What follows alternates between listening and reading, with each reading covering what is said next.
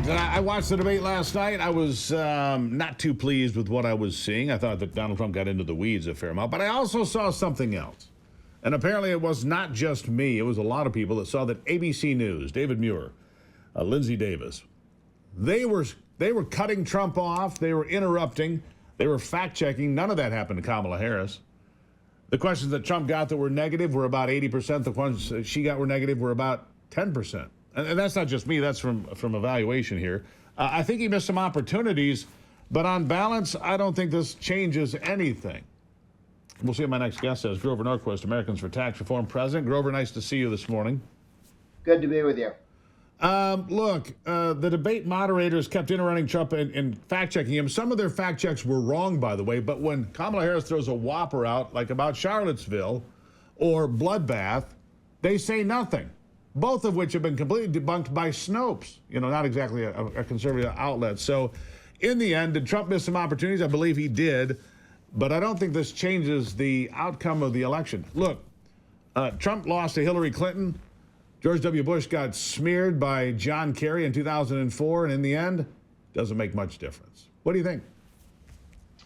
Well, the question is, how does he get his message out? This was a time to do that.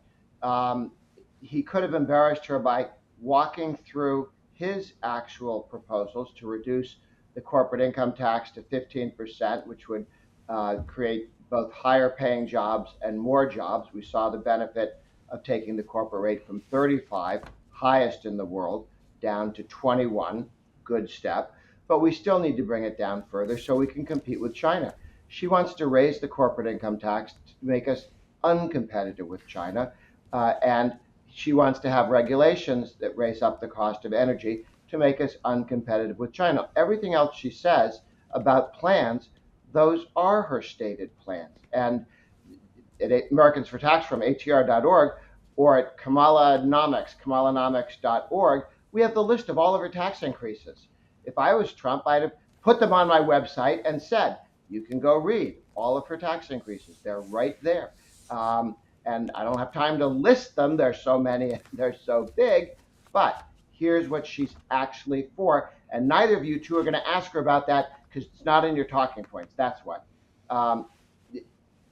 It was one missed opportunity after another, and she was allowed to talk about the future all day. Now, mind you, with nothing behind it, but not everybody sees that. The target for Trump and the Republicans at this point are the undecideds, the people who've heard his speeches and didn't say yes, okay? So another Trump speech regurgitating what happened on October 9th or 8th or whatever, January 6th, or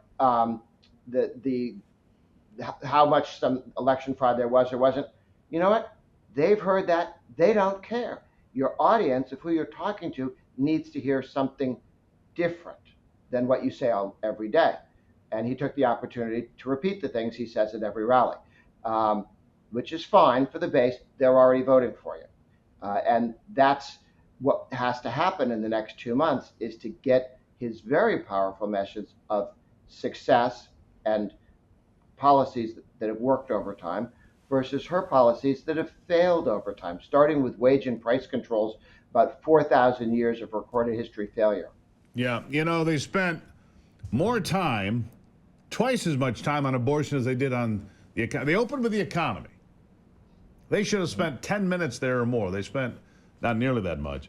They spent as much time on J6. And again, here the loaded question about J6. Nobody cares about J6 anymore to speak of, except the people that remain in jail, fairly or unfairly, depending on where you come down on that. But you're right. We should have been talking about the border and Bidenomics and the failures of this administration, and not enough time was spent there. We were talking about eating dogs and cats, which I thought was the weirdest part of the evening.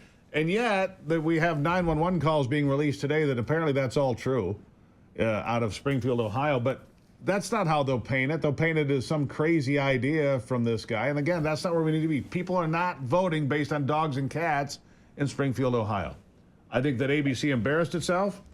I think that CNN did a better job hosting a debate and being honest about it than did ABC, and that's pretty embarrassing. But in the end here, we'll see if she gets a bump out of this. I don't know if she does. And I don't think there's going to be another debate. I think that's it. Do you think there'll be another one? Because I don't think there will be.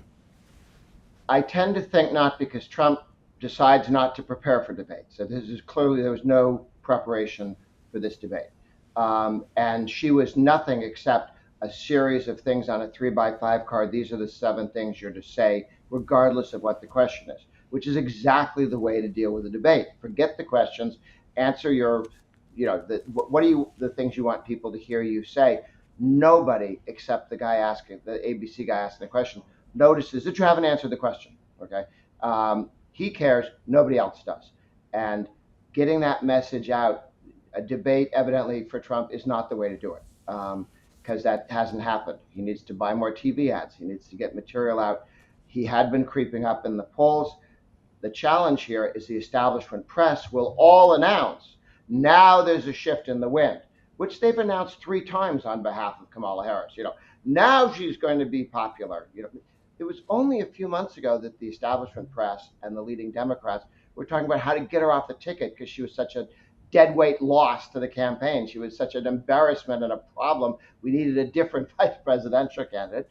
And then while they were saying that Biden was perfect and anyone who said different was a bad person, and then all of a sudden Biden was a doddering old fool who had to go, and then she was perfect. It really is something out of 1984 or Animal Farm, where the entire establishment press along with the Democratic Party, lurches from one thing, Kamala Harris is an embarrassment, to, my goodness, she's the second coming, and isn't this amazing? And they'll go back, and for the 3rd or 4th time since she got the nomination, or since she became the candidate, they will announce this is where she gets the bump. And they'll keep doing that until the day before the election. Exactly right. Gruber Norquist, good takeaways here today. Thank you for your insights, Gruber, as always. Good to be with you. Really appreciate it.